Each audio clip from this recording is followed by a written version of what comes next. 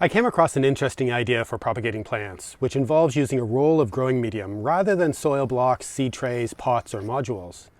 I've seen these called seed snails or plant rolls, but I've been using the name seed rolls as they remind me of the cinnamon rolls that I occasionally make. These rolls are a strip of material. I've been using strips of plastic cut from growing medium bags, with a layer of growing medium spread over the surface and the whole thing rolled up, with the seeds either placed before rolling or sown on top after. Like any method of propagation, these seed rolls are probably more useful for particular types of crops or at different contexts or scales of growing spaces.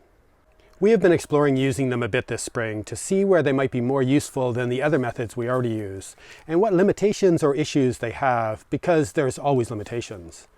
We tried using these seed rolls to propagate a few of the quick rotation crops, and found them to be a bit more difficult to unroll when there's too many plants, at least compared to the usual module trays.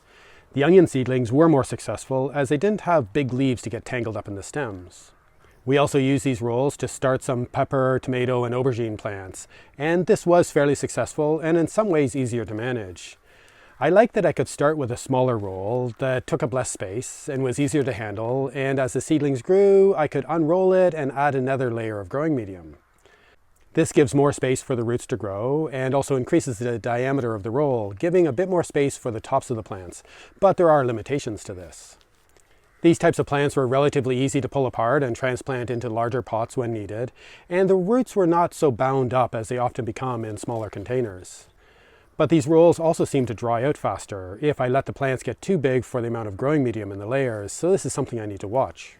I recently tried sowing rolls of pea seeds, which I'm going to try to unroll directly into a trench when transplanting, but there hasn't been full germination of these pea seeds, even though I know the seeds are really good quality. I opened up the rolls, which is an interesting thing to be able to do, and I found quite a few of the germinated seeds were rotting.